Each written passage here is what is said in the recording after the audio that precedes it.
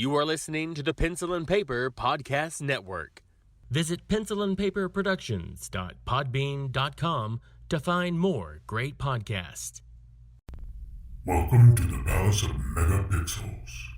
This is Super Mega Crash Brothers Turbo!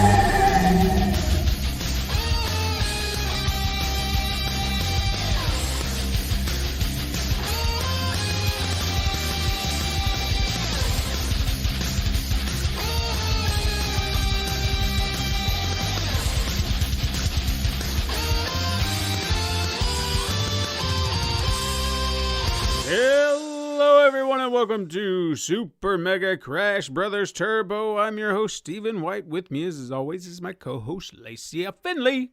Ooh, look at that breakdown. Happy Monday. Happy Monday. I'm feeling good. I'm vaccinated. Woo! Woo! You got the second one all taken care of? Yes, I am. How you feeling? I feel, I'm hesitant to say anything a certain way, because then that usually opens the door for bad things. Well, this is individualized experiences this here. is true. Yes. I feel fine. I have felt fine for the most part. I say fine for the most part because a little yesterday and the day before, like the day I got it, you can feel a little off. You Sure. don't feel bad. You just kind of like, I'm a little tired. A little groggy, a little hazy. Just want to sit down. Don't want to do anything. Just going to take it easy. I did kind of think ahead and took, like a combination Tylenol, ibuprofen back and forth. So I never felt like I had a headache or a fever. Good. So I don't know if I did anything to help prevent that. Yeah. Because I was just like, I'm going to go ahead and just do this. That we don't have to worry about it. My arm did not feel sore until today. So I don't know if I laid on it wrong. Interesting. Or something. Like, I just woke up and I was like, yeah. What the hell? But beyond that, I feel fine. Good. And I'm hoping there's not a delayed reaction, because that happens with my flu shot. I feel fine a few days, and then suddenly it's just like, It's like, what is happening? Your body's just a little slower to catch it on, and then it's like, oh, there it is. Yeah. So hopefully nothing will happen by tomorrow or the next day. I felt, like you said, groggy. Yeah. Just like, I just want to sit here and be left alone. Well, that's good. I hope that's the worst of it, and then in the clear. Hopefully that's the worst of it for you. That's what I'm hoping, because I would like to get back to some form of normal. Right. As much as we can. And, if other people would join us in doing this, we could all get back to this no mask mandate that everyone likes to.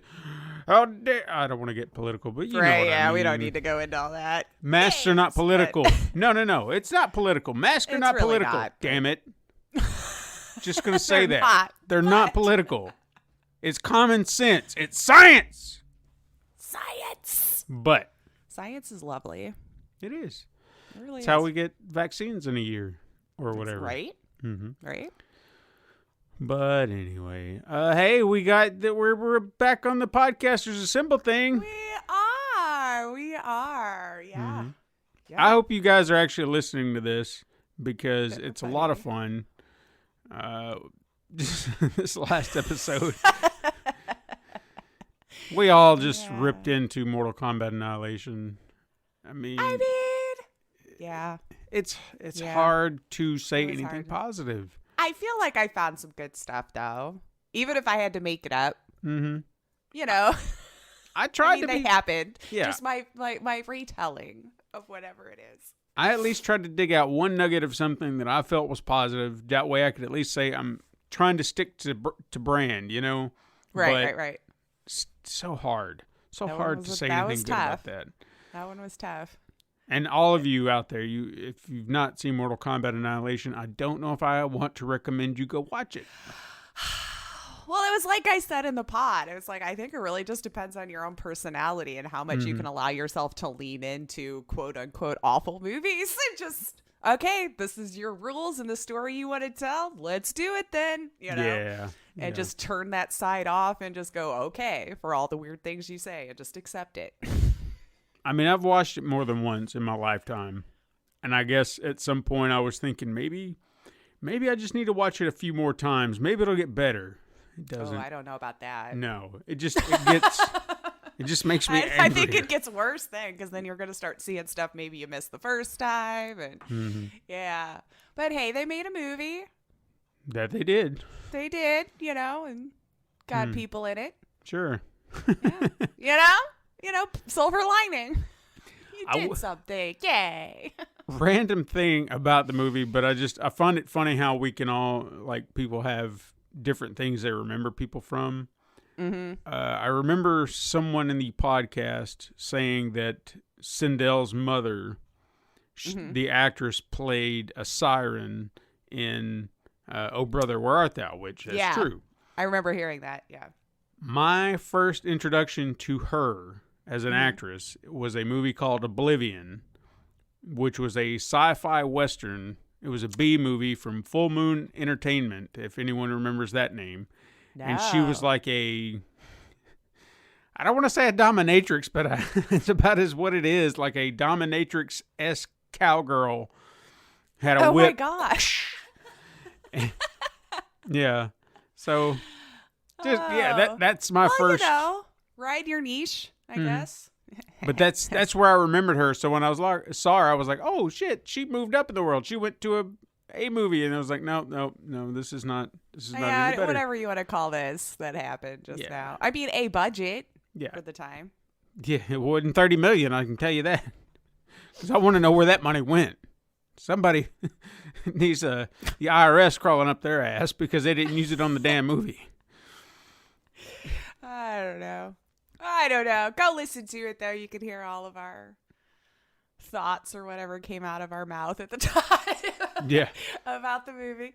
And hey, maybe you'll find someone new that you want to listen to. That's true. There's a lot of great podcasters on there. You could get interested to see what they actually do. They got links in their little bios. Our links in the bio. We've been finding new listeners because of that. Welcome on in, new listeners. So hey, if I didn't turn them away, that's always a good start. That's right. As loud as I am and everything, if you could come on in, then you're meant to be here. Sure. Welcome. One other little thing that I want to touch on, and I want to see if you remember this. Oh gosh. Do you remember? Hopefully you do. God, I hope so too. Do you remember a show on TV called Night Court? Yes. Yes. Oh my God. Thank God. Yes. I have been rewatching Night Court. Where?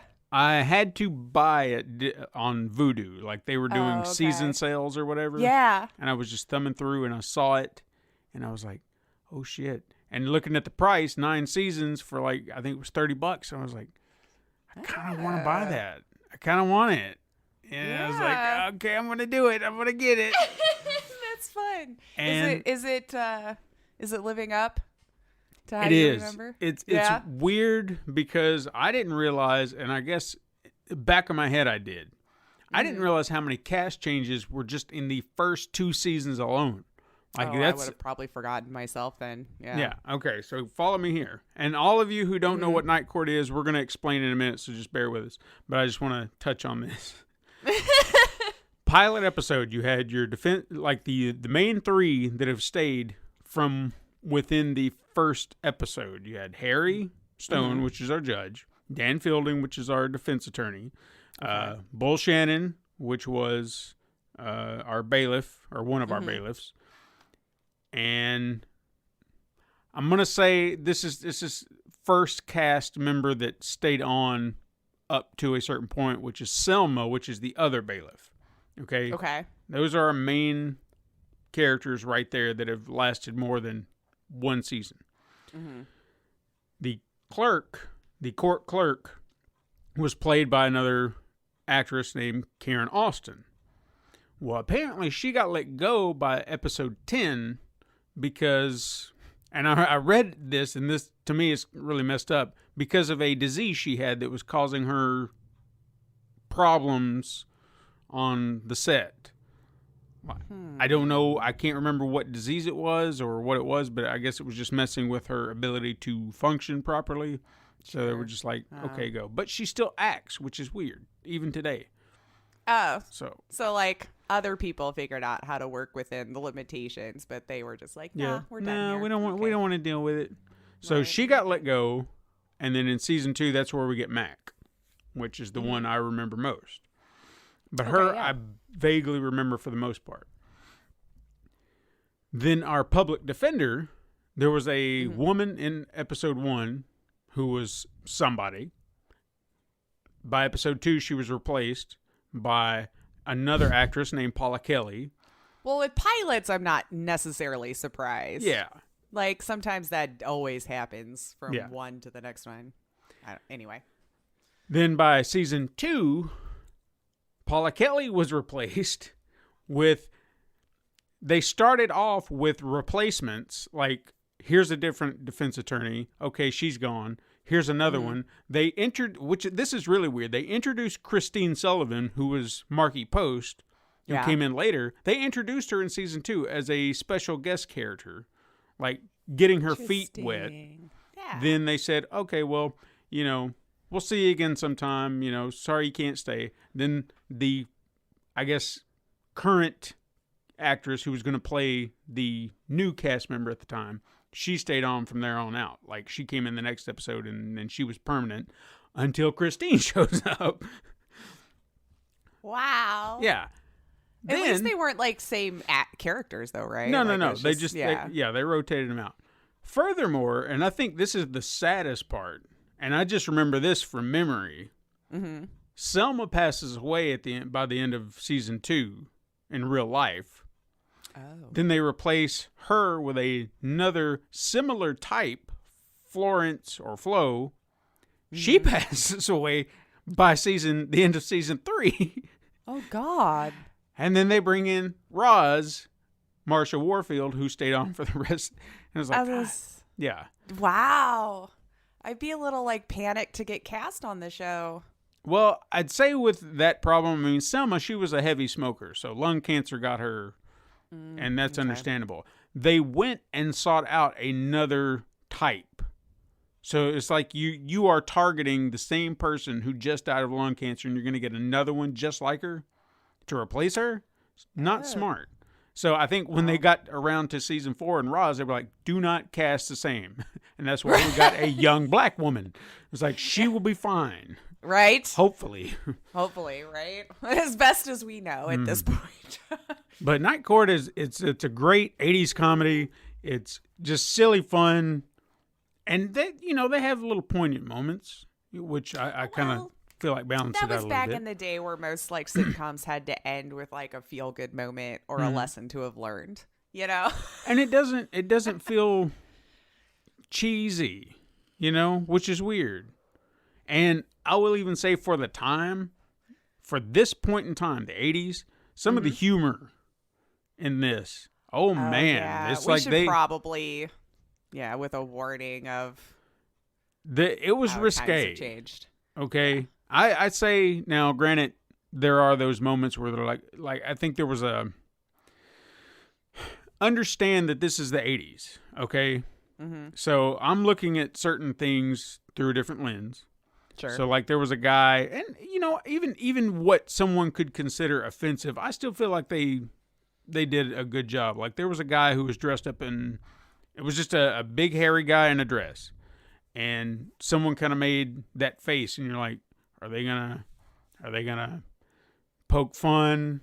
And there was a moment where Bull said something to the guy, and it was Harry. That's what it was. He was like, oh, man, can you believe that? And they're like, I know, right? And he's like, those gloves with that dress? And I was like, see? Right. And that's great, right? Because you zig instead of zag. The redirect. Yeah. Exactly. But I guess some of the risque stuff as I'm talking about is like Dan and what kind of a horn dog he is. Again, his womanizing, I don't think could really fly as much. That was a pretty big trope. Yeah. Then, too, in that era of TV. But he's so good in this role. It's so funny. As weird as it may sound, and maybe some people might not like it, he just, I don't know, it works. Right. The dude got nominated for Emmy like yearly until he had to take himself out of the running. That's how good this man is. John Larroquette is a fantastic actor. I mean, so give you that. I'm just enjoying this, and for whatever reason, another thing it does in my brain is it takes me back to that point in time. Like I'm remembering smells, things I remember, things I can just feel from the 80s, memories of a house that doesn't exist anymore. You know what I'm saying? And it's just it's amazing that a TV show can do that. But whatever, it's tapping into something, and it's a comfort in some weird way. So I love Back to a time when things were simpler in our own brain because we didn't have anything to worry about really then. Even looking at the courtroom itself, and you see just the 80s stuff, you know, like there was hair. Yeah, there was a snack machine, and it was one of those you just drop in and you pull the knob and it drops. Yeah. And I was looking at it, I was like, man, yeah, I remember that.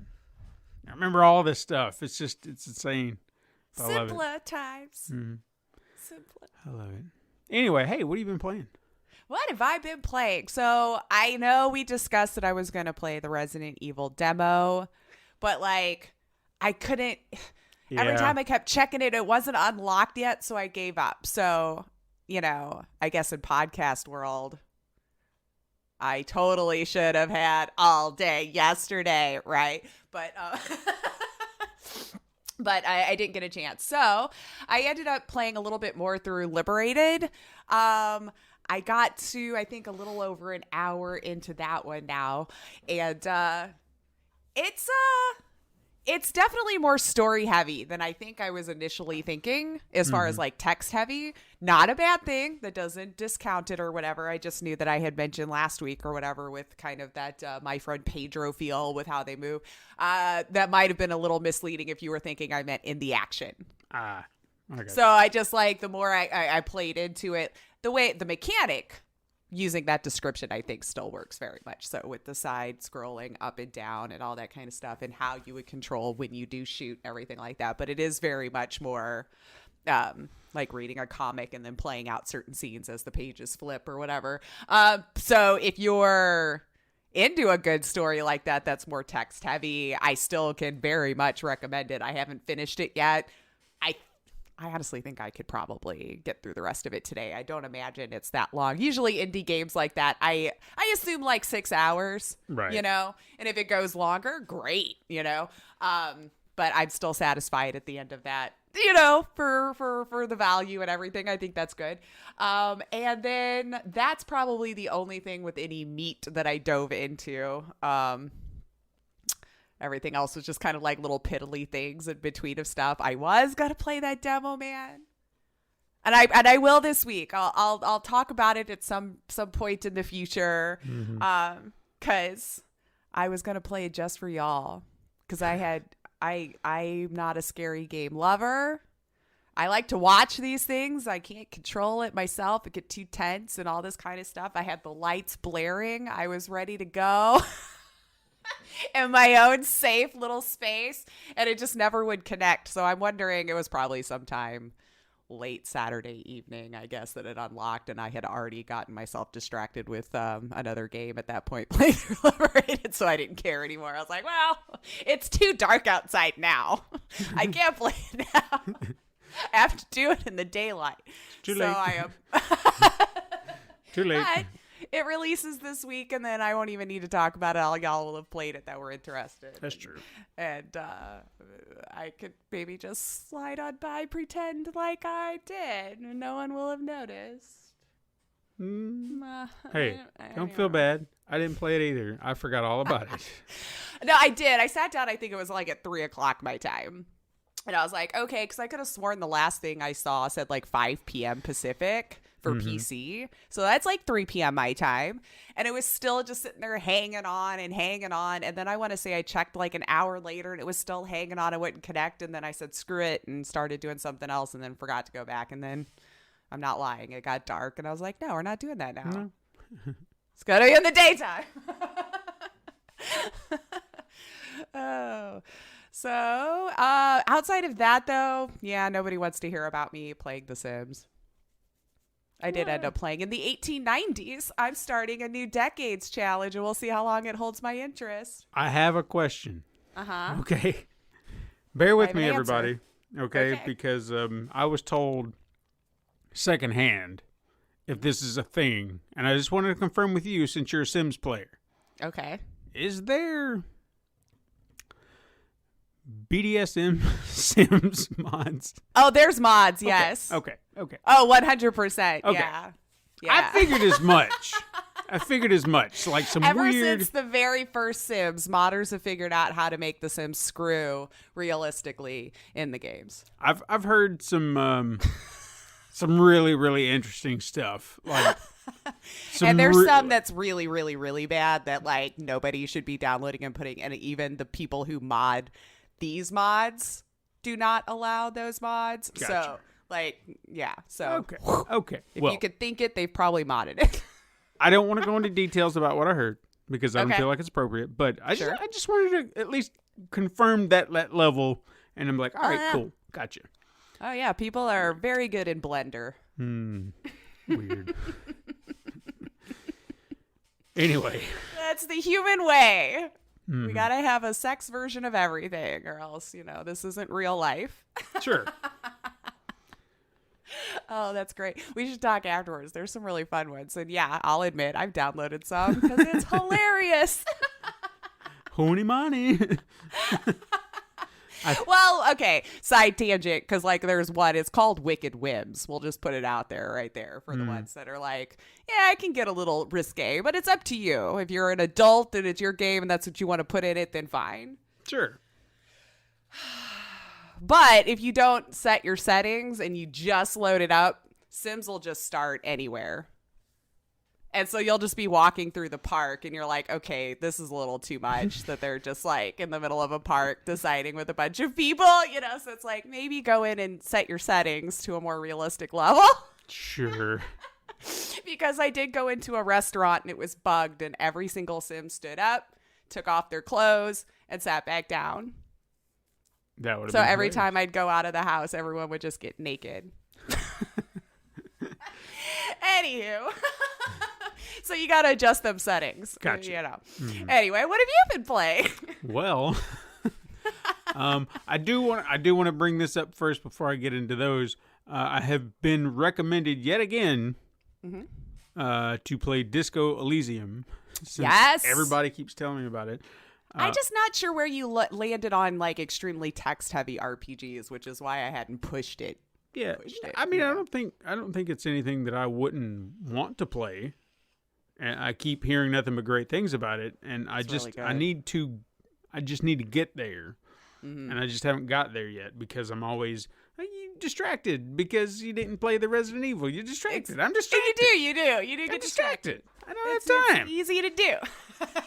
So I'll And have it's to. a long investment depending on how you play it. So Yeah. So I need to. I'll circle around to it. If I buy it and download it, that's step one. I just need to get there, and then I can look at it and be like, "Hey, that's the thing I need to play." But I didn't play it. But again, recommended yet again. I'll get there. I mean, I love it. I think it's a fantastic game. So, but what I did play, I kind of bounced between two because I got one for two reasons. One, because I wanted to play it. One, because I know somebody else in the house is going to want to play it, which is new Pokémon Snap. Uh-huh. And I debated on a review, and I thought, nah. Because I've gushed about the game, the original game, for so much, and I guess from what I'm playing thus far, it's the same concept. I mean, there's nothing inherently new about it as far as the base premise of the game. But everything else, the locations you get to go to, the stuff that you use to interact with all the Pokemon, it's all different or a variation. I have had a lot of fun with it because, I guess mainly because it's relaxing. You know, I'm not having to worry about doing this or I doing get that. those feels, yeah. So you just want to go through and you want to snap pictures, and then there's a lot of replay value in it because then you'll get these challenges and be like, hey, if you look right here, and they'll kind of give you a picture of an area and be like, hey, there's a thing that could be right here. Do you go check that out? And you'll be like, sure. Or they'll say, hey, this one Pokemon has this behavior they do at weird times. You know, just keep your eyes open. You're like, all right, okay, Sure. cool. So then you just start to re-observe everything, because when you first go through, you're just like, ooh, there's a Pokemon. Ooh, there's a Pokemon. Ooh, there's a Pokemon. And you don't really care what they're doing. You're just like, snap, snap, snap, snap, snap. But then you actually earn research points, which will then in turn level up your research for that area. Then when that happens, things change a little bit. So when you go back, then you may see something new here or there, or you may see a different behavior out of something. So you have to start paying attention a little bit more to your surroundings. Not everything will react the same way as something else. Like you have a little music box. If you play it for some, they'll sit there and they'll do a little dance, and you can snap a little picture. Some just don't really give a shit. They're just like, it's like, I hear it, but I don't really care. Right. So it's just fun little things like that. Plus, each level has a second replay value because there is a day and night. So some characters that come out at night don't show up during the day, and vice versa. So there's only certain ones you're going to see at night, and some you're going to see during the day. So it gives you yet another incentive to go back at 2 different times of the day and see what you can find.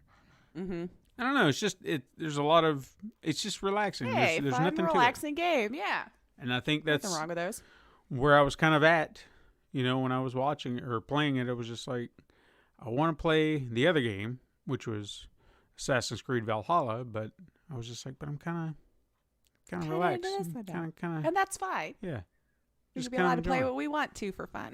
Right. But yes, I also did play Assassin's Creed Valhalla, and I guess I should have. It just shows what kind of a person I am when it comes to these open world areas, because I thought I was going to be stuck in where the Danes come from. They're like In the game? no, I mean just in general, like the Norse people, and they're like, I want to say Norway, That sounds. Oh God. But because the land you start on is like Ruffenkrafenshire or whatever they want to say it is. I've got no words. There's a lot of J's and R's and S's and consonants and no vowels, so I don't know what to call I it. don't even want to help. This is more interesting. Okay. Anyway, there's like when I first started playing, you know, you're in this big snowy area, and Yeah. you know, you get encounters with polar bears and wolves and shit. So I'm just like, okay, I'm gonna be here a while, and I'm freezing to death anytime I jump in the water because, you know, stuff is under the water, and I gotta go get that stuff, or I want to go get that stuff because it's treasure, and you want to do that. Yeah. I see a shiny. Yeah, but then I'm just like, I'm dying, and I'm like, yeah, but it's cold. It's Yeah. freaking cold. Toughen up. But then I also noticed, and just thinking ahead, I was like, well, maybe something will happen.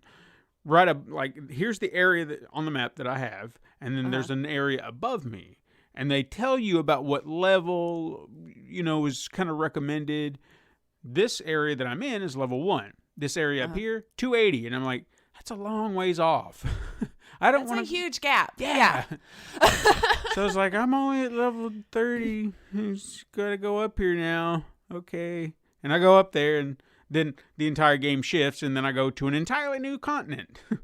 Oh, dang. So I go, well, is it a continent? No, I'm still on the continent. Entirely new country. Yes. Okay. I know geography, God damn it. I was like, you don't need me to help you out. I You're go to- nailing it. Yeah, I go to England, and then there's no snow. Everything is trees and warm and everything. Now, Oh, really? I'm walking around England, looking around, going, look at it, look, it's beautiful, it's beautiful, and I'm just checking everything out, and I'm like, I'm gonna go exploring, and I go up this hill, and I see the little thing with the eagle, and then you just synchronize, and then I start seeing little dots, and I'm like, ooh, treasure, I'm gonna go treasure hunting. Yeah. Yeah. Okay. And then I spot this treasure. Okay. Follow me on this. This is great. Okay. I go and I'm just trotting along, and there's this treasure sitting on this cliff. And I look down, and I was like, huh, there's a treasure. There's two. What is that? Oh, 2 rolls of rope? Huh. Why are they red? Yeah, well, you Okay. know. Red rope. Just for cool. fun. I jump down. I start hearing hissing. Uh-oh. And I'm like, what the Mistakes were made. no, the rope is a snake. Oh, good. And I'm like, You just dropped in with 2 of them. and I just start swinging my axe wildly at these vipers because I was like, no. I thought it was I rope. can't handle it. Mm-mm. Rope. I thought this was rope. And it was a Aw. fucking snake. 2. Why did I think it was rope? I don't know. I don't know either. But I mean, looked at in game confines, you know, you're just like, it looks like rope. It looks Maybe like it's rope. a special rope. You know, the I don't. Yeah. It was glowing red. I should have taken that as a hint Oh, then maybe yeah. that it's an animal, not rope. Ah, My brain said rope. brain said rope. Well, that So- was your fight or flight. Just didn't kick in correctly. I killed them. Yeah, They didn't okay. bite me, That's good. luckily. But now I'm on guard. So anytime there's a well, TSD. yeah, or a crevice, or even if I hear or the hissing, whatever growling freaking noise it made. I instantly went like, for a cat because they're the most malicious. I'm like, Yeah. no, wait, no.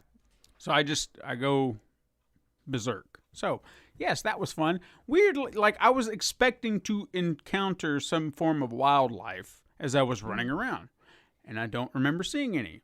So I was like, huh, that's kind of weird. I think I eventually ran into a wolf or something, but it was just like, oh, it's not around. Weird.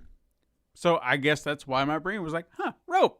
Rope. Rope. Right, clearly. That's what happens next. There are no animals around here. Just plenty of rope running around. There's plenty of rope so you can climb. How thoughtful. But so far, what I've got to play, it's one of those time suckers where you keep looking and you're like, just one more thing. And I did that last night, and I was like, damn it, stop. I said, just stop. And I had to put it down. Put it down. But I'm enjoying it for the most part. Good. It's got its things, like, you know, as most Assassin's Creed games do, but overall I'm having fun with it. Good. Yeah, that's all that matters, man. You got any news for us? Well, we've got a lot that happened this week. I'm What do telling we you. got?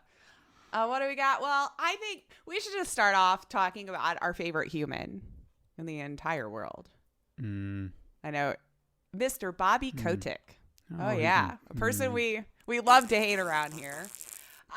So back in the news for exactly why you would think he's back in the news. We just had a little re-up, I guess, on his contract here, so he'll be around for at least the next 2 years, which is in an employment extension agreement with the SEC. And that Bobby, this time around, though, has agreed to a pay cut. What? Up to 50%, they say here. Yeah, so the agreement... ass. Don't feel bad for him yet, or good for him, or anything, in my opinion. But it shows these changes were made supposedly to bring Kotick's pay in line with company targets. You see, this new structuring apparently better reflects the shareholder feedback and incorporates market best practices and continues to directly connect pay to performance and all of this jargon that I'm sure, like, what? None of us care about. But, you know, it's got to go in the agreement. It's got to go in the agreement. I mean, we have talked about how ridiculous his pay has been. How many years now? Over the midst of all of these massive layoffs that they continue to do? My question here is, what is he up to? Oh, No see, way he took a pay cut like that and isn't getting it. he won't be hurting. Let's just say I don't feel bad for him. But I mean, his pay has been way overblown, as most of us know. Heck, what, even in Forbes, top paying people, even in the midst of these massive layoffs, as I've said, the article I was reading went on to say that just even last month, an investment group denied the pay package. So I think still going for what would have normally gotten, but apparently this group said no, which would have seen the CEO receive almost $200 million in bonuses. So this was just coming off of a year earlier. That same group suggested that your regular Activision employee would only make 1/3% of what Kotick makes. 1/3%. The people actually making these things happen for all of us. Which, again, laid off 8% of their workforce. Mm-hmm. Because they just didn't have the money. And, $33 billion a year or whatever oh my God, outrageous amount it was. Yeah. I mean, if I was handed $33 billion and they said, this is yours for, this is it, no more, $33 billion, I would give away $32 billion of that. Because I don't need it all. I can't. What am I going to do? What is he doing with it? I don't understand either. It just comes to a point where, we've even said this before. Bezos is making rocket ships and stuff. He doesn't even know what to do with all of his freaking money at this point. Nobody's looking to use it for good, mind you. They just don't know what to do with it. And it's bizarre that you wouldn't find a way to give back, especially to the people who are making your company what it is. When you hear all these outrageous stories about Amazon, about Activision, and these CEOs are making so much money, I just cannot for the life of me register how they don't say, you know what, they've been busting their ass. I know it's hard for them. We're going to give them this. Because honestly, all these 80-hour work days and people that are complaining, which they have every right to be. Right. Understand what I'm saying. When they say that we're being worked to death, if you gave them an incentive of a double, triple bonus or whatever, they're set for life. Oh my God. Right. They won't give a damn. They'll just be like, all right, see ya. Once they're done. But they'll work their ass off. So I've never understood that corporate mindset myself because even just in my own personal experience at workplaces that I feel like I've thrived and enjoyed the most was always when you got more being thanked for what you did, showing that appreciation, letting you know that you are the integral cog in the machine. Mm-hmm. I don't know. It just seems like I can't understand how they just keep getting their bonuses when every year you keep making massive layoffs. Something just doesn't seem to work out for me here when this happens. Now, I'm not some big corporate billionaire business person, but the math just doesn't seem to work here. I mean, we've reported in the past already, too, that Activision laid off 50% of its esports personnel, which that kind of took a lull last year. Live, I guess I should say. So a lot of their live events they've cut back on. Okay, fine, maybe, sure. But in answer to your earlier question about what his salary has gone from, so we were looking at 1.7 mil, right? Now only 875,000. But even with this cut, it's still eligible for bonuses of up to 200% of his base salary.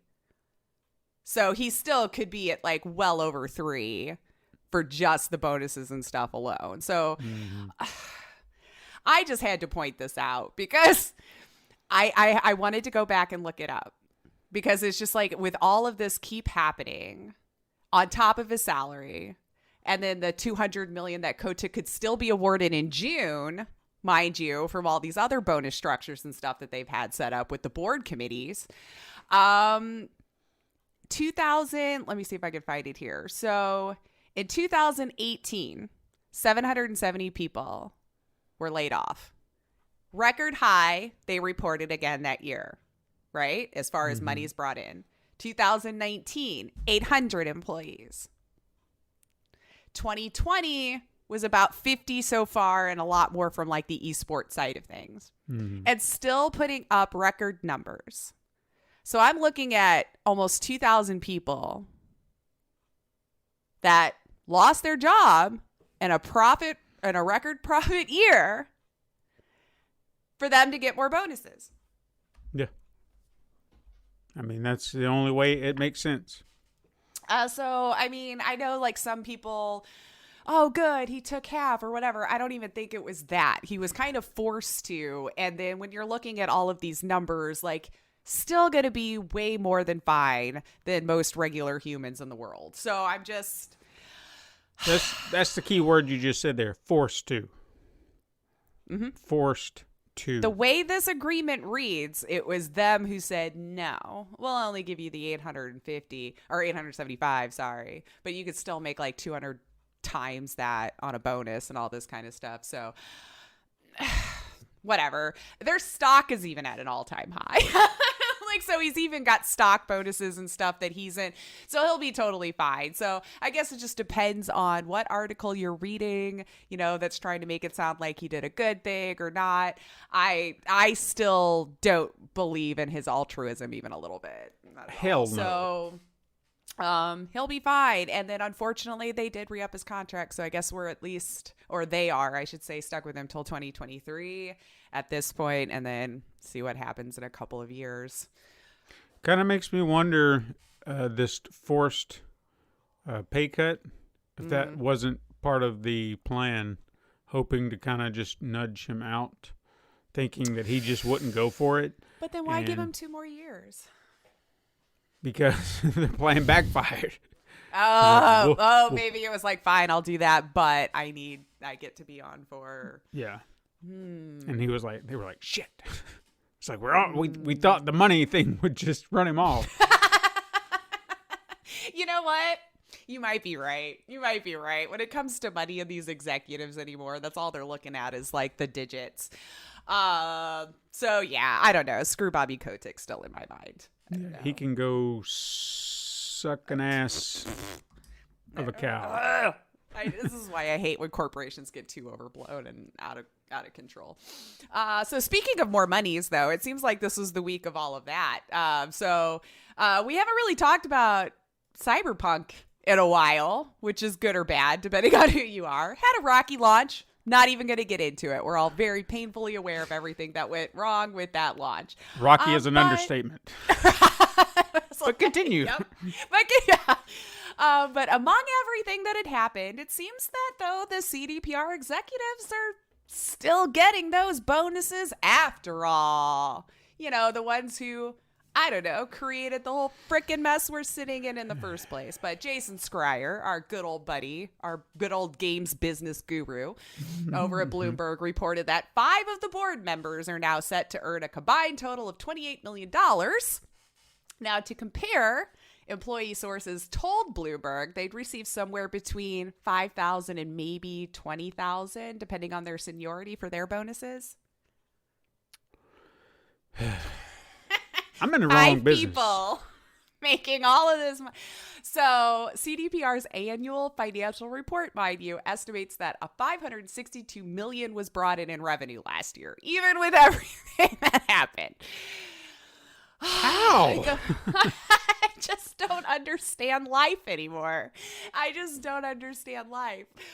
Which it went on to say that that's a 500% increase over the prior year, even. So employees were expecting more, obviously, in my opinion, especially in this case of the cyberpunk catastrophe, much more. I mean, they were hacked. They were threatened. They were crunched to death over this damn game. You name it. And yet the suits are still walking out with the frickin' money.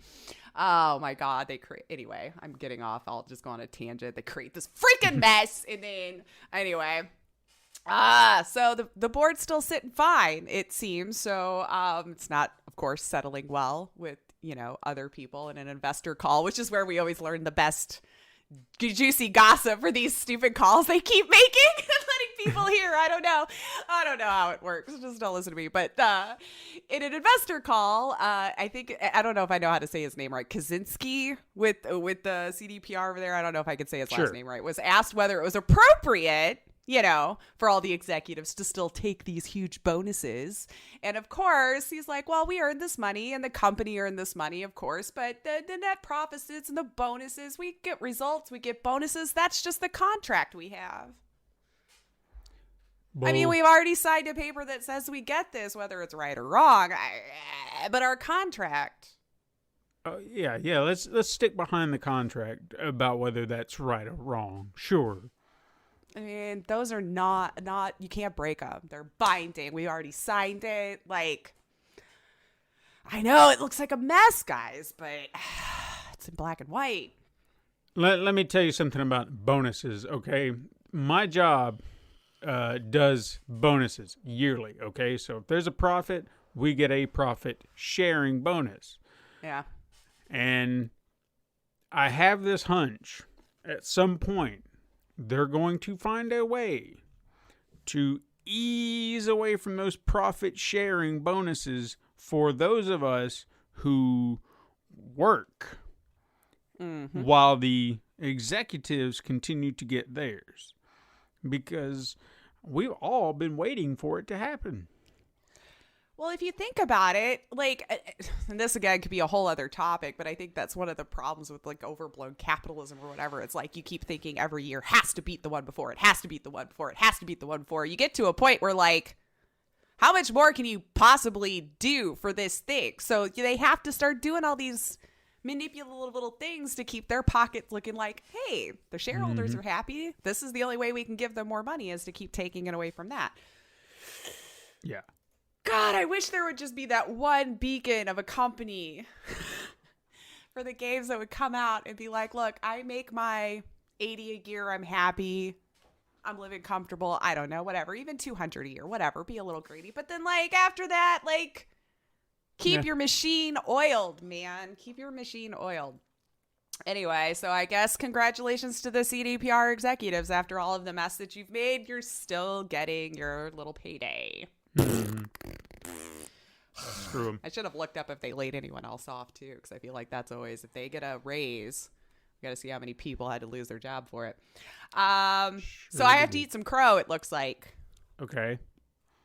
And I'm happy to do it in this case. So with the Apple versus Epic and the 30% cut. And I think we remember me saying earlier on that Microsoft was on Epic's side. And I told them to put their money where their mouth is then. Well, apparently they've announced to do just that. So Microsoft has announced it will be reducing its store cut on the Windows Store to 12% for the developer side and what they'll take. So okay. I said, if you were on Epic's side, prove it. Boom. Well, there we go. Maybe I stand corrected here. I'm, again, very happy to do so. So Microsoft is planning to cut its percent from 30 to 12 starting August 1st. These changes are only for the PC side of things right now. As there's no clear reason I could find why on the console it was still saying 30%. But from other research, it seems like it might just be a different kind of deal. Consoles try to keep the cost of the console low, so they make deals with like game companies and all this kind of stuff to take a cut from the game. So I haven't punched numbers and all that kind of stuff, but that I could see that making sense. And maybe they're working something out there. I don't know, because I stand corrected here that they were going to do it on their PC storefront, at least so far. But I guess the move is now on you, Steam and Valve. I mean, I think you might be the last one taking a 30% cut maybe out of these bigger ones. But coming with this is also a note that Microsoft is working on an overhaul to its Windows Store. So see, they're trying to attract those PC gamers back, promising faster download speeds that you'll be noticing over the coming months, and paving the way for devs to be able to submit any Windows app to the store, which could help them out with taking a cut, as this would allow third-party money coming in. So they're probably figuring out other ways to kind of make up the difference of that. But sure. All right. Yeah.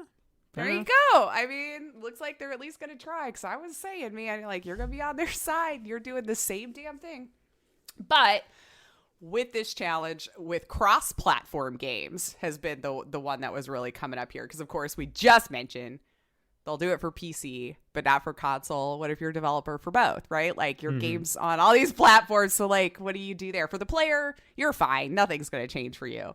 But it seems that play anywhere, which is what might be, like, the biggest question people had. Because, you know, if I buy it on PC, but now I can play it on my console... Right. You know, like, so what does that mean? I don't know yet. They're probably still trying to figure that out. So for context, if you don't know, Play Anywhere is a program that was launched in 2016 when they started, you know, taking PC gaming more seriously again. And it lets you buy a game and you can play it on your PC or your console, save files, DLC, achievements, all of that is supposed to carry over. So console players, this was freaking excellent, right? But PC gamers still needed to lean on Steam. We still tended to kind of go over there for I mean, I think most PC players, correct me if I'm wrong, like, they probably don't lean on console nearly as much. They probably have a console, but like, they're going to gravitate towards that first. But if you come back to now, buying and switching the games for the dev side of things with the new revenue split, that 88-12 kind of gets a little messy, right? So if it's made for console, I'm assuming it's still the 70-30 split. I can't find the difference for that right now, so maybe they're still working it out. So I feel like it's their move now with the PC devs. I don't know. Like, extend some sort of courtesy to the console developers. I don't know. Who knows? I can't wrap my head around it right now either. And if I was a developer, I bet all of these questions and more are like, so wait, what? What are we? Wait a second. What are we doing now? But yeah, I mean, congratulations. I mean, that does make me a little happy to hear that they were talking a big game, and at least they're making plans to go that route after. I'm gonna pretend it was me. They totally listened to the podcast. They heard me complain about it, and you're welcome, gamers. Or developers, I guess, just say gamers. There's no difference for them. Like, you're still playing the game. But let's see. The last little bit of news. We had a state of play this week. Did we? Yeah. Kind of. I mean, there was only like one game really focused on it. So if you're a Ratchet and Clank fan, congratulations. It was basically a 20-minute trailer for Ratchet and Clank. I admit it does look good. I think that was just, you know, a game that I didn't play growing up or anything like that, or different versions or any of that kind of stuff. So it doesn't hit those feels for me. But it definitely does look nice. And since it's made for PS5, I'm going to have to like either rely on you or just other great gamers out there to tell me how it is, since I will never get one. Yeah, it's starting to seem that way, which is weird because you think. I keep checking, man, but I will not pay over. I will not pay more. I will not. So I'll just be patient. But I mean, we're just now starting to see some games that are coming out just for PS5 and stuff, which I guess pretty good. Pretty good. Oh, yeah. So maybe by the time I finally get one, there'll be all sorts of them, and, you know, I'll have a big library to choose from. But they did show off a little bit, though, of Subnautica Below Zero. So if you have the original Subnautica on PS4, again, they're saying you can get the upgrade to PS5 free. This is it looks like another DLC kind of expansion to it. Did you ever try Subnautica? I think they added it to their group of games that you could get for free if you're a PlayStation Plus. Gotcha. I'm yeah, pretty PS sure Plus it's in my library, but I never played it. But I've always been curious about it. What is it exactly? So it looks more like, quote unquote, like open world kind of, but you're it's mostly underwater. So it's like you're building bases. Like, this looked like it was expanding more on that, more exploration, discovery, building. So feels very RPG heavy to me. It's in first person. I'm not sure what kind of quests and stuff you go on. I would imagine that, you know, like looking at the different sea life, building your bases, collecting this. Maybe like No Man's Sky under the water. Okay. Without the, obviously you can't go to all these oceans across, galaxies or whatever. Right. Like kind of that feel, where you're building your base, you're gathering stuff, you're collecting, you're underwater. You can get eaten by a shark. Oh, okay. And it has VR, so I never would do it in VR. I admit, I think I'd be too scared because it's like it gets so dark and you're in like a little cage and then this shark coming at you. I mean, underwater life is really scary looking. Can be, yeah. And like it's real. Mm-hmm. I've seen some animals in the water where I'm like, that is a real thing. God did not love you. Anyway, the only thing else they put on State of Play was Among Us is coming to PlayStation 4 and 5. So if you were I'll be honest with you, I didn't realize that it wasn't. Well, it was always, that's one of those strange games that it had been out for a while before it even picked up in popularity. I want to say I'd even read where the devs were like moving on to make an Among Us 2 or something else. And then this one finally got some legs and Twitch people got a hold of it and it picked up popularity. And now they're focusing on this one here. I think it took like 3 years. Like it had been out that long already on PC. And then here we go. So cult following just very slowly kind of creeped into our lives there. So yeah, that was kind of all of the bigger news that I wanted to chat with you this week. There's a lot going on, but we have a few quick hits. Okay. I actually feel kind of bad. I don't know if these are even that quick. It was just like little things that I felt like saying, whatever, you guys are used to me by now. We're gearing up for E3. Yeah, what's going to be left of it, I suppose, because who's going to be there? Yeah, Konami announced that they will not be attending. Apparently, the timing was just less than ideal for them to be able to get something together to present. Didn't specifically say what, why, how, anything, although I don't know what they were presenting. Yeah, that was my big question. What exactly do you have? Because you trashed all your other franchises. What do you have left? Yeah, so it might have just been read between the lines, like, we're not really working on anything right now anyway to show. So, anyway. Go back to your gambling games, you bastards. But, I mean, supposedly we'll see it still take place on June 12th through the 15th. So I guess I'll just keep my eye on. I started following a bunch of the devs now because I'm like, we'll see. We're starting to see some drop off. Maybe this will be the death of E3 we're seeing now, too. I don't know. I think it's going to have to turn into something else other than a video game showcase if they want to stay alive. Like, it's supposed to be an electronics showcase, so how about TVs and stuff that we're not going to cover here, but right, like it would make sense. Electronics, yeah. Expo. No more video games. Get back to the electronics. Get back to all the gizmos and gadgets. Just maybe like technology in general. Like games are, of course, a part of that, and that could be yeah. I don't know. Well, I guess we'll just have to see how conventions shape up once we move past this version of life that we're in right now, and see what kind of live events hang on and hang out. Let's see. EA and its ever search for more money closed the deal on Glue Mobile this week. $2.1 billion they spent to acquire them. And get all that transaction money off of mobile games, because Glue does like Diner Dash and I don't know, there's a couple of those other games you like, you got to pay for the money to pay in the game or move it along or all this kind of stuff. So I was trying to remember where I knew the name. Like, I know I've heard of Glue Mobile, but I can't attach it to one specific game. Like, that was the one that stood out to me that, like, I went, oh, yeah. But I think I actually left their webpage open, too, because I was looking through it today. Because I was like, what else new did they have going on? Because I didn't think of anything. But, yeah, like, just a ton of little mobile games. Diner Dash was one of them on there. The baseball mobile games. Tap Sports. Okay. Deer Hunter, Kim Kardashian, Hollywood. All right, so those games. Yeah. Anyway, we're getting in the weeds now, but I mean, this now gives them access to over 100 million monthly active subscribers that Glue already had. So, congratulations, EA. It's like you can't not give them your money. Right. Oh well. I'm like, I don't even know what they own anymore if you're trying to like stick to your own morals. I don't know. Okay. Trial of the Ages kicks off today, y'all.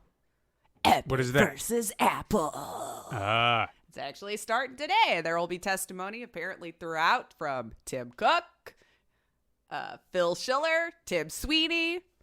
All your favorites will show up in the sitcom. Or I guess whoever else they can actually get to testify. I don't know. So we'll keep our eyes on that one. We'll see what's going on throughout the week and however long this takes. Hey, they got a date sooner than I thought. I really thought we'd be talking about this for at least 2 years, 3 years before they even got a date set. You know what I mean? So here we go. Here we go. And featuring special guest star Bill Gates. Maybe the 30% versus the 12% crowd. We're good. The 30%. That's gonna be the new. The 30%. We're here to talk about the 30%. You know, our families have been warring over the 30% for a long time. Well, we gotta come to an agreement. We can't keep working like this. This is not good. It's not good. It's not good. And Anyway. But speaking of lawsuits, there's a brand new one now too. Okay. Oh, we knew it was gonna happen. You were waiting for it. You were probably betting on it. And just this past week, Valve has now the owner of a shiny lawsuit for its 30% cut. Oh, it's happening now, boys. It's happening now. This class action lawsuit is coming from Humble Bundle's creator Wolfire Games, saying that Steam Valve has the monopoly power over PC gaming market to extract an extraordinarily high cut, which was the normal cut up until about a year ago, from nearly every sale that's passed through its store. So yeah, they're going after that 30% money too. I mean, it's just Now nonstop. look, it's all putting more money in the pockets of developers, right? Like if that's exactly what's going to happen, I'm for it. It's fine.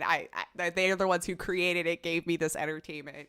You're a storefront. You're just, you're like the middleman, but I can't help but laugh at the snowball effect this thing has had. Sweeney, who knew your power was so big? But yeah, it's just claims that Valve owns approximately 75% of the entire PC gaming market, reaping an estimated $6 billion in annual revenue as a result from that 30% fee alone. So we went in, opened the... I don't know. Anyway, Valve only has like 360 employees, so they're probably looking at it like, oh, but they don't have as many people. Yeah. So they don't need all that money. What you gonna do? Huh? I also think it's funny because like Humble just came off of like some crap last week too. Well, like when IGN bought them like a few years ago, and it's just kind of slowly been moving in a direction that people have been paying attention to. So now like the sliders on Humble Bundle have now been missing for some people, like how much you can give to charity. Oh. So it's now starting to seem like nowhere near the amount that you could give so much of it to charity. Like it was at kind of your discretion on how much you wanted to make the cut. And now it seems that is going away. Yeah, see, I don't now think that entirely. but that was always the beauty of Humble, because that you're doing something good and you're getting some things in return. So if I don't have if I don't have that incentive, then why would I bother? Right. Well, I'll have to see how it shakes out, and I might get heat for this too, but it's like it was the only site to my knowledge that kind of had that, and it still will keep some of the features. And believe me when I say I think it sucks. It's really gross, and it was really great to be able to have a storefront where I could decide that most of my money went to charity or whatever. I think the attractiveness of the price of the bundles will keep some people still coming back. I know it's a big talk right now, and you want to, and I hate that it's happening, but I think when you're spending $10 on like 30 games or whatever, I don't know. I haven't thought it very well through yet. I just feel like we'll see how it shakes up. Well, they're going to have to change your name, because it'll no longer be a Humble Bundle. Right. No, so nowhere near as humble, for sure. Yeah. So we'll see where it ends up lying. I think most of us are looking at IGN and pointing fingers at that one, like, thanks, But I don't know how viable. I often wondered, honestly, if I was able to just constantly keep giving it all to charity, how they managed to even stay afloat. Because, I mean, there's still charges with keeping a website open and all this kind of stuff, and employees. I don't know. We're in the weeds on that one now. Let's see. Did you watch that Resident Evil puppet show thing? Yeah, a little. And then I was like, I don't know what's going on. So I have no idea what's going on. It's completely not a language I speak, obviously. And they didn't have English subtitles or anything. But if you just want to like watch some sort of, I guess it's their promotional stuff. I mean, they definitely do things much more extravagant and weird as far as promotionals go. And I feel like with the way the puppet show went, you kind of at least got an idea of what was going on. I don't know. It was glorious. If you just want to waste like 3 minutes of your time and watch these Resident Evil 8 characters as puppets in some musical-ish, I don't know what I watched, but I say go check it out because it made me laugh. And this is just a fun mention. Jeff Goldblum was cast as an elf sorcerer named Balmar in the new D&D podcast. I think this is going to be amazing. I don't know. Oh, yes. What elven things are we going to be playing today? Oh, God. Oh, this is going to be great. It's audio only, which makes me a little sad, but it'll be on the newest season of the Dark Dice podcast, which is called The Long March, set to air on May 12th. So if you want to go listen to that, I thought that was great. It was just the picture they used of Goldblum, too. I'm like, I just love it. Have you ever noticed his hand motions where he'll just, with his finger, and he's talking, yes, just like that. Just, I tell you what, I don't know how he made it into our lives, but I'm happy he did. Quick Jeff Goldblum appreciation. I recently rewatched, and I hadn't watched this in a while, but it's one of my all-time favorite movies of his, The Fly. Oh, God. If you've never seen The Fly, this is one of those 80s movies that decade that I grew up in, and I'm always talking about. Well, I was way too young to be watching it when I was, but sure. Anyway, continue. But David Cronenberg, if you don't know who that is, shame on you. Jeff Goldblum, Gina Davis, phenomenal. It's such a great movie. I mean, this is one of those remakes that does it right. Like nice. The Fly, if you go back to the 1950s, it's just kind of, silly sci-fi. Oh, my God. Yeah. But this, they take it into an entirely new direction, but in all the best ways. I was watching something about it, like behind the scenes. I can't remember where I heard it. But they were talking about how the music was, because the score is another thing I love about the movie. Mm-hmm. And they play it like an opera, and I never thought about it, but I was like, it is an opera. And the score is very operatic.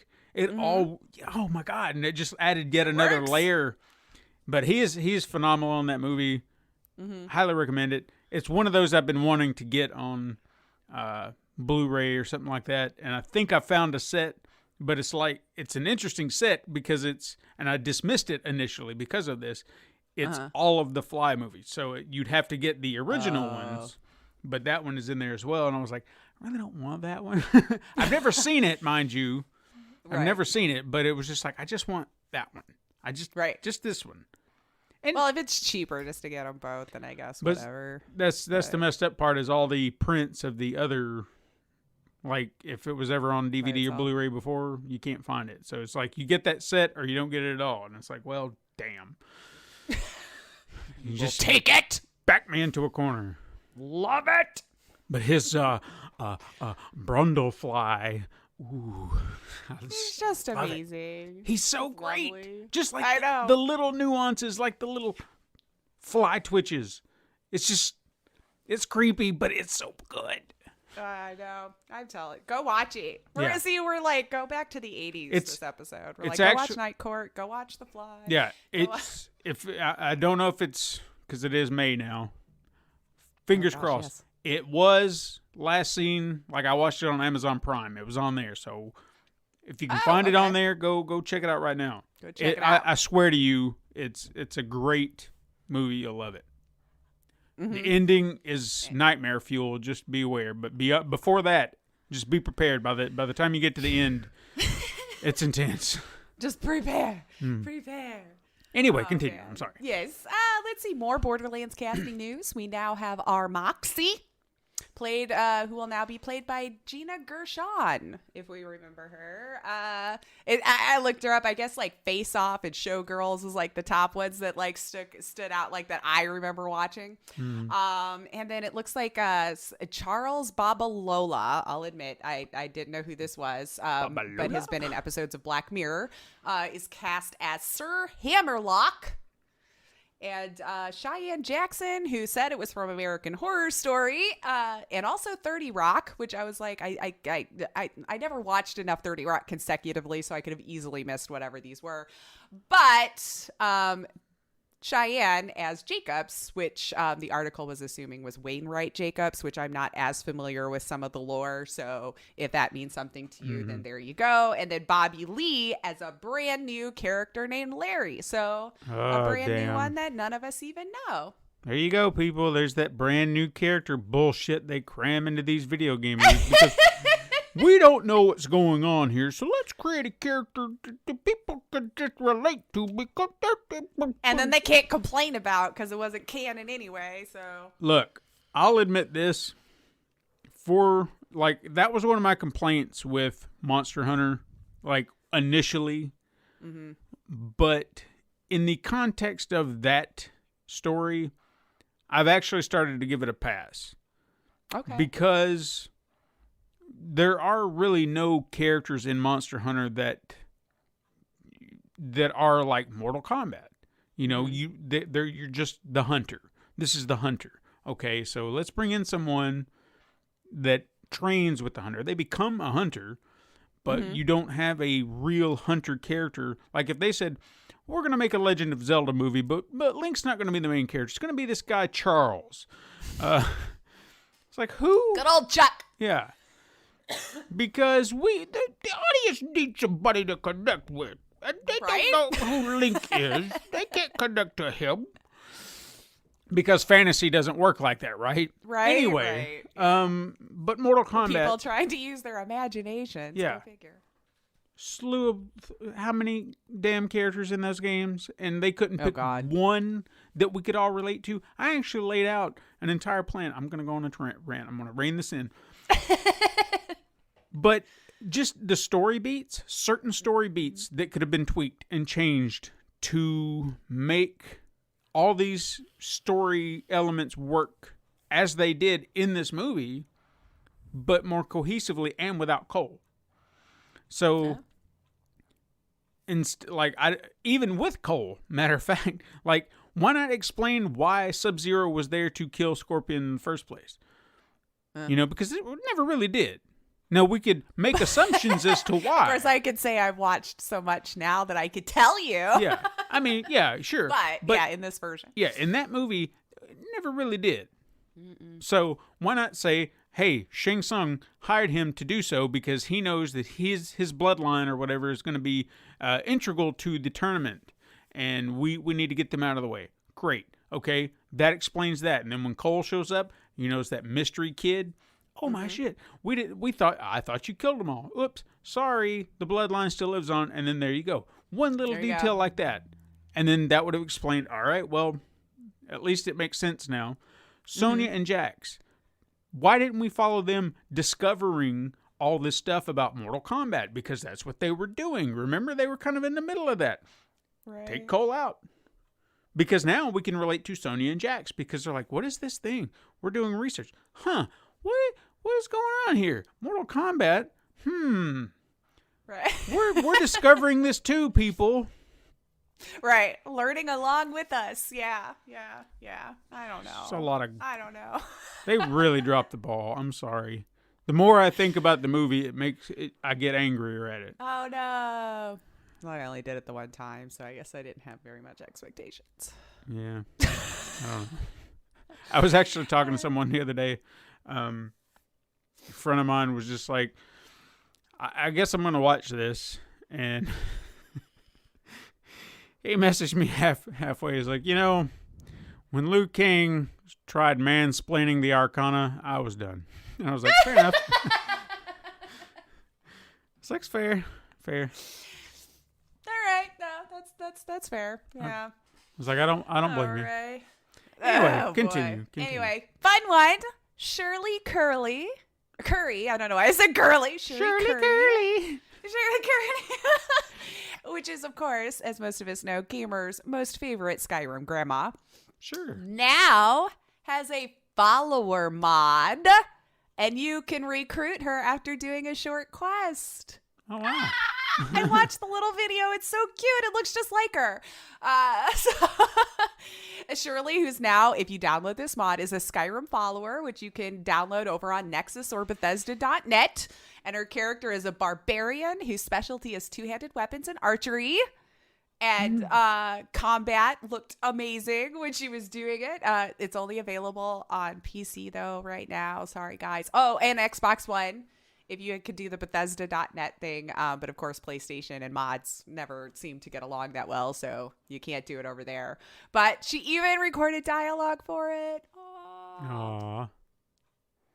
I'm so glad they've actually embraced her as opposed to sweeping her under the rug, because they could have easily done that. Oh, it's so cute.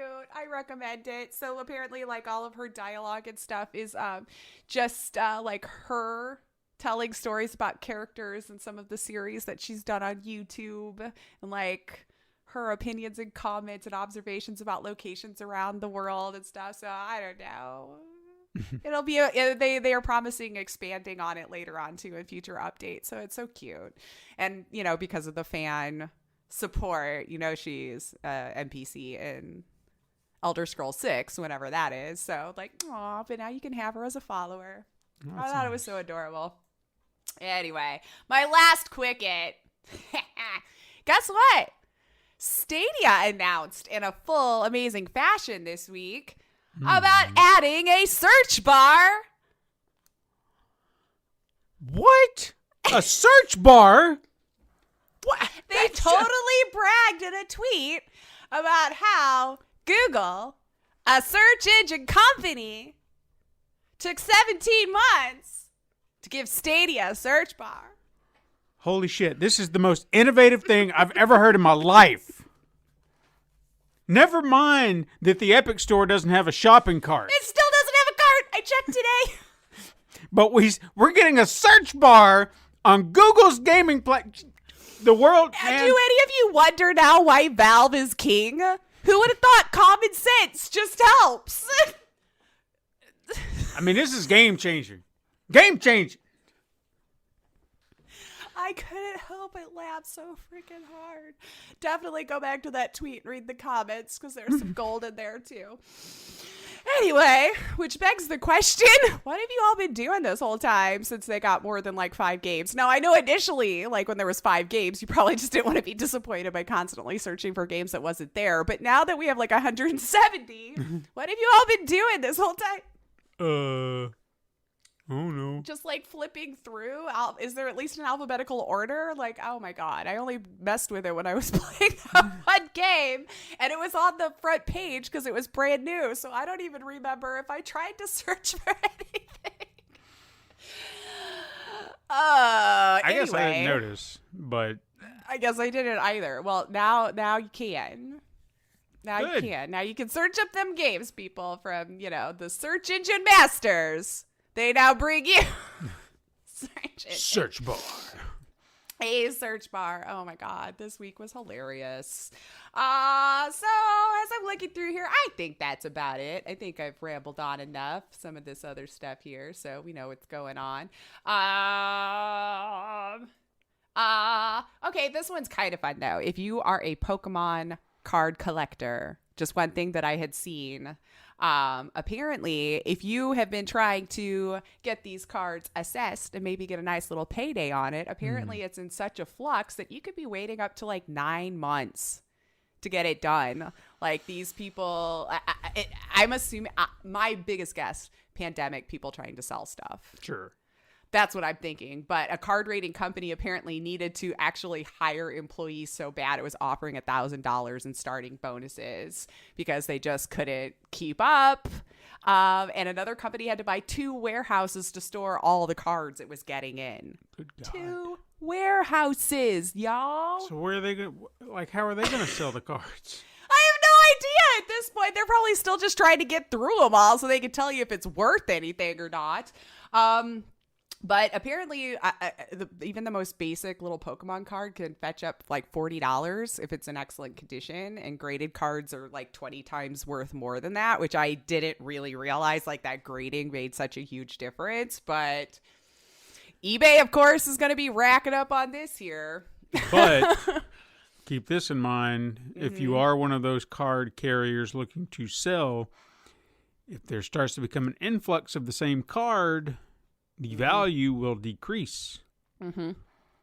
Therefore, the rarity of it all is gone, and you will not get your return, or at least not the return you're looking for. So, beware. Yeah. No, that's a good call. You might want to get on it right away.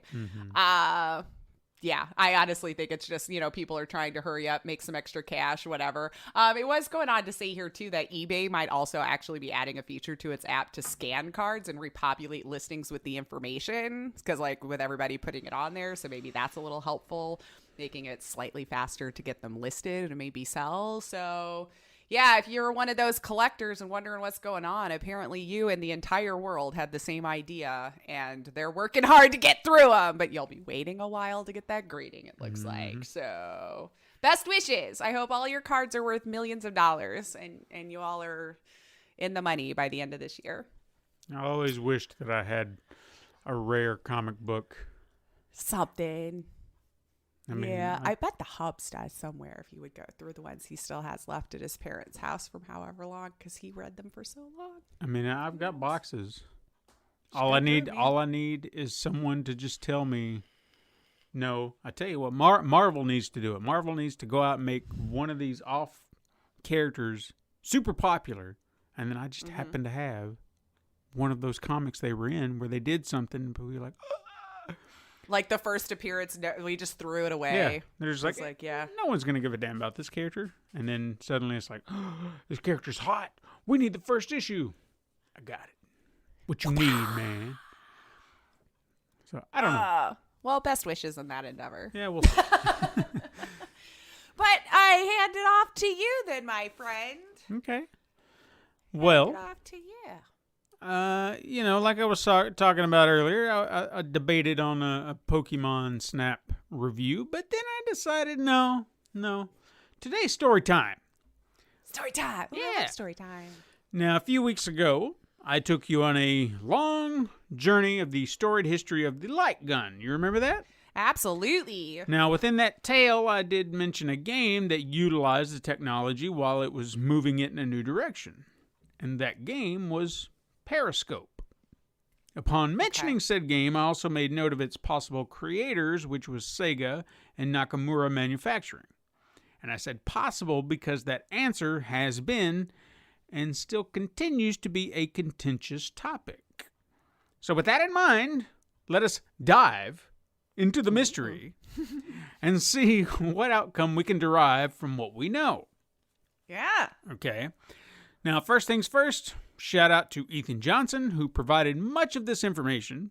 He is an independent games researcher who works as an editor for Gaming Alexandria, which is a website dedicated to preserving video games. So fun. Go check that out. He also has a blog called The History of How We Play, which is where I learned a lot of the greater details of this story.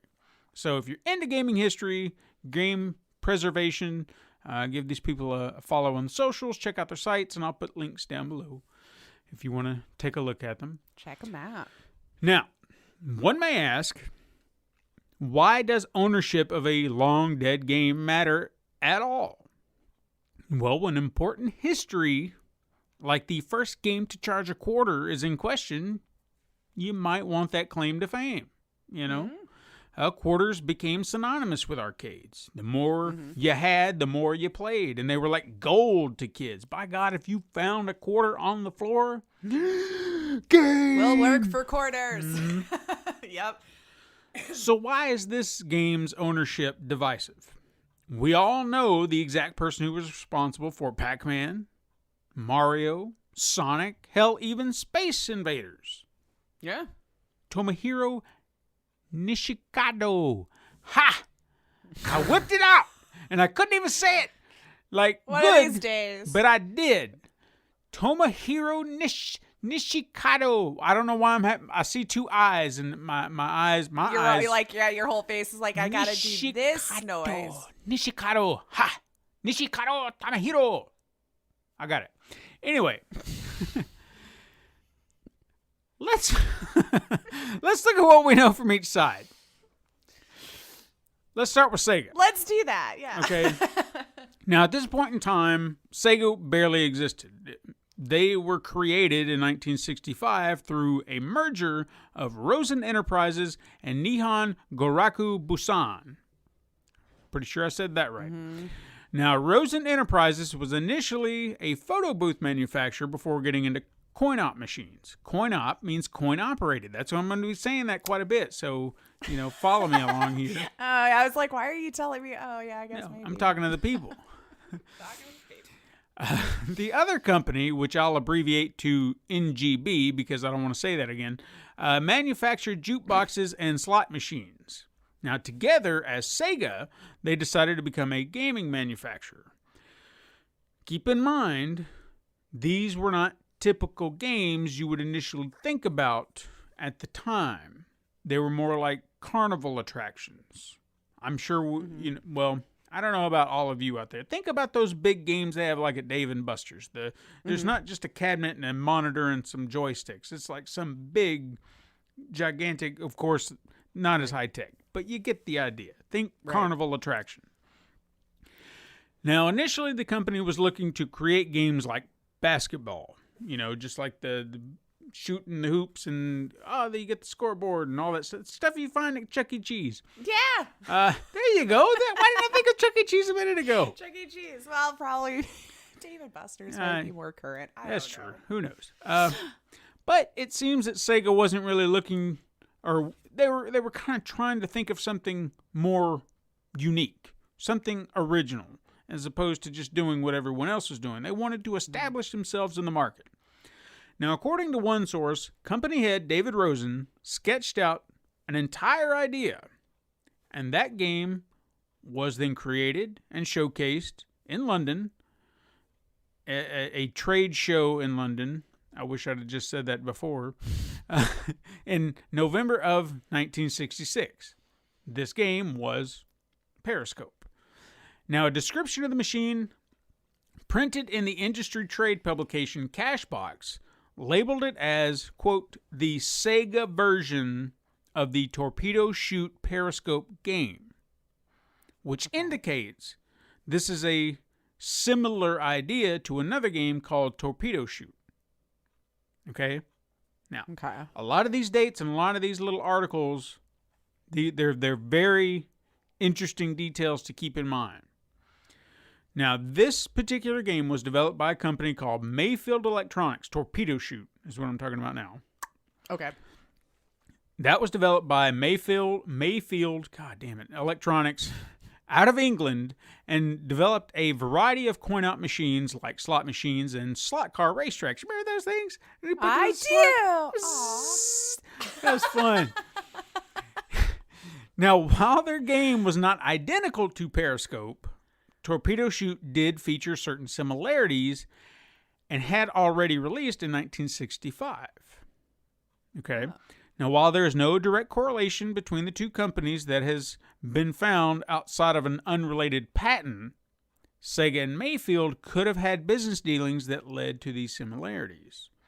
So they have had dealings, but we just don't really know what. So maybe possibly it could have just been a coincidence. I don't know. Something like that. Maybe something happened.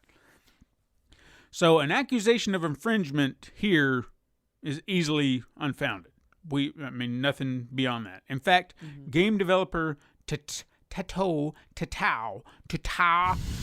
T-A-I-T-O. I have trouble with this one all the time. T-A-I-T-O? Taito. Taito? Taito. Maybe. Yeah. They had a game of their own called Periscope, and it was completely different and unrelated. So, yeah. I guess this was before we had to keep claiming names to everything before. Mm-hmm. Maybe. Pretty much.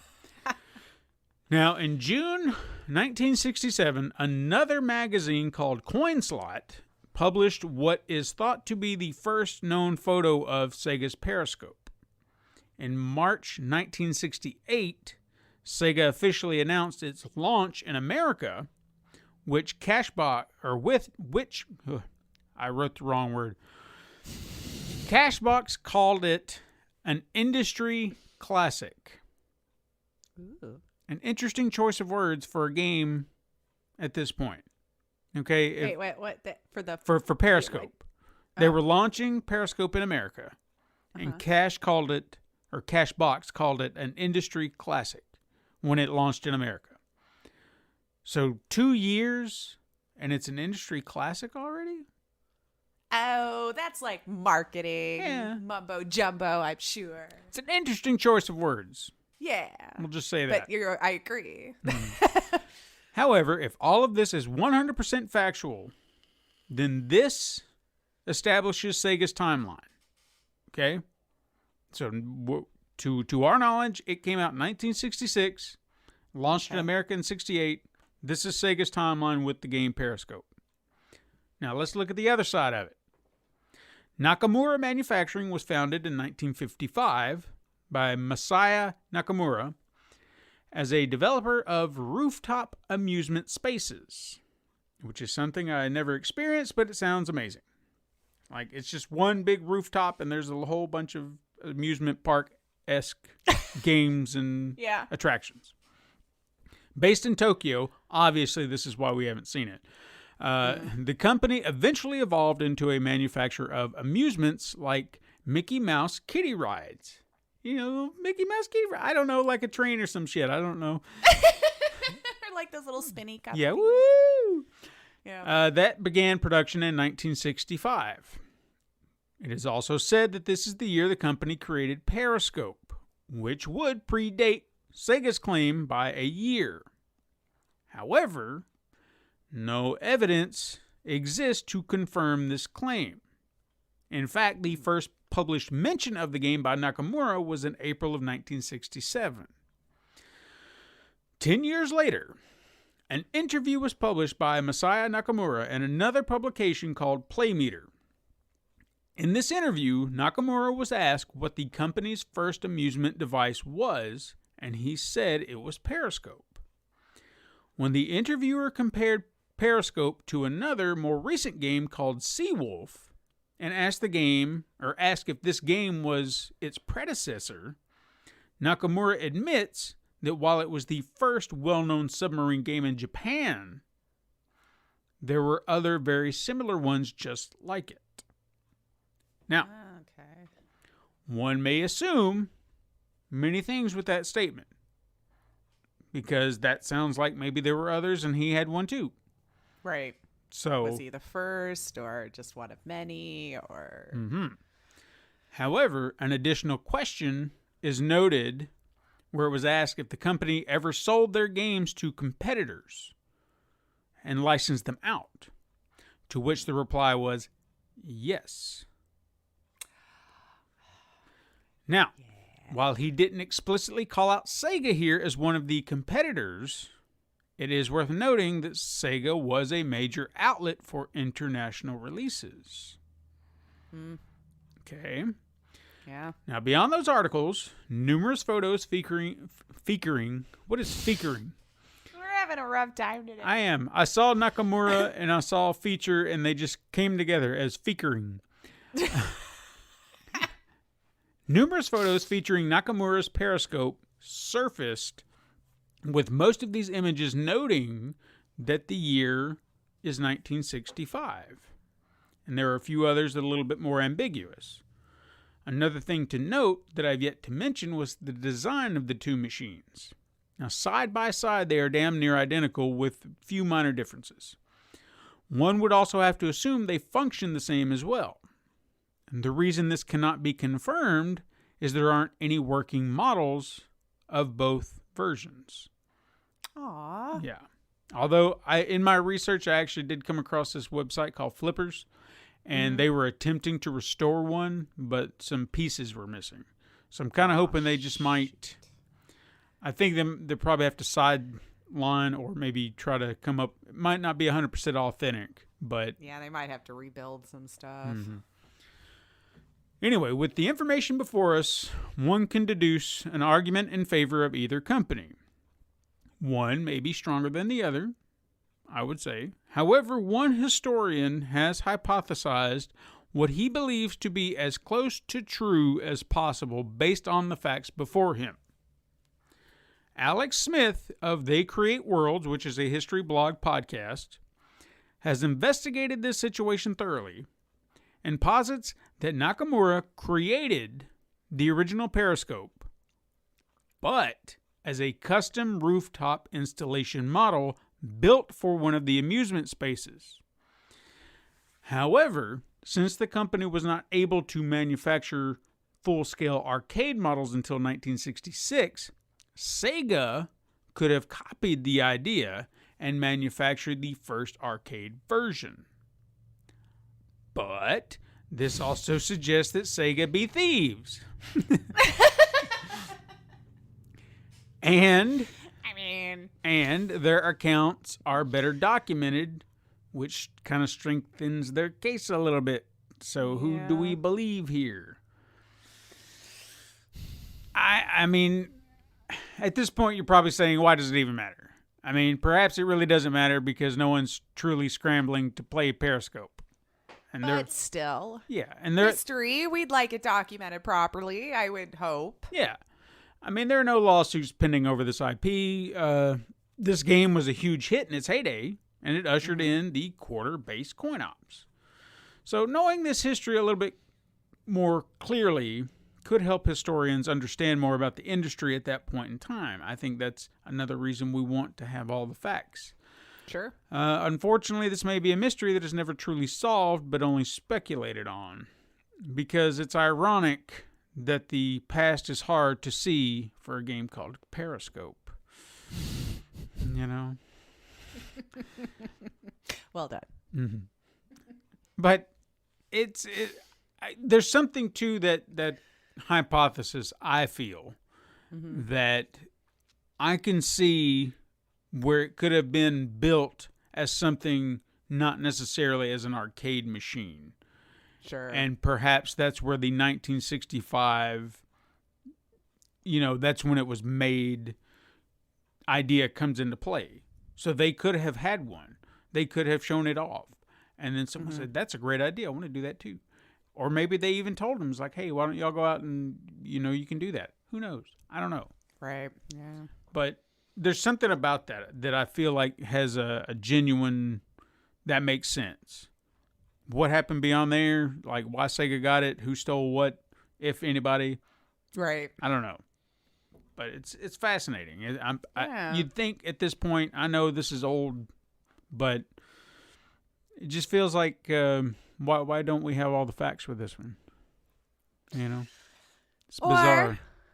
Or, since we always default to the evil, maybe they do, and they've just got it all locked away in a vault somewhere because they're counting on none of us really caring anymore. It's that Kennedy assassination shit around the same time too. Yeah. Huh? So around the same time too, in the 60s. Oh, yeah. So maybe we'll get it unlocked soon. 60s is just a mysterious time. It really, yeah. Weird. It's all the Who drugs. You're probably not wrong. I mean, we were pushing it out like, this is great. Bigger, faster, stronger. Oh, wait. Oh, Oops. That happens now too? Yeah. But fine. Excellent. Well, thank you. And I think that's our show. Mm-hmm. Yeah. Don't forget, you can hit us up sometime on Twitter at Super Mega Crash. You can also send us an email at supermegacrash@gmail.com. You can find us over on Instagram to view the weekly icon art that Stephen puts his time and love into. And also, you can support the show by liking and leaving reviews on your preferred platform. And you can even go to patreon.com/pencil and paper productions. How's Bunny?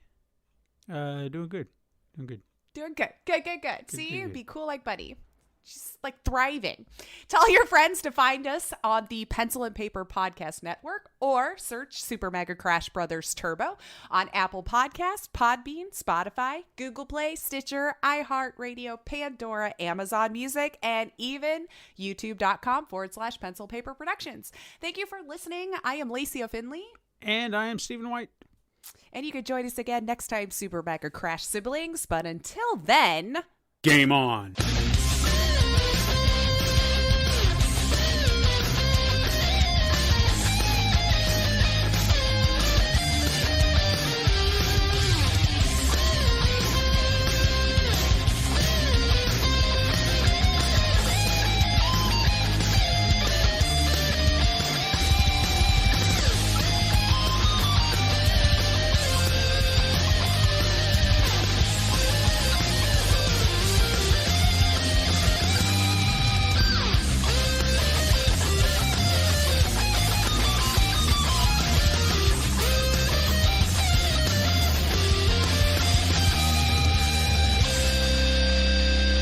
This has been a Pencil and Paper Podcast Network production.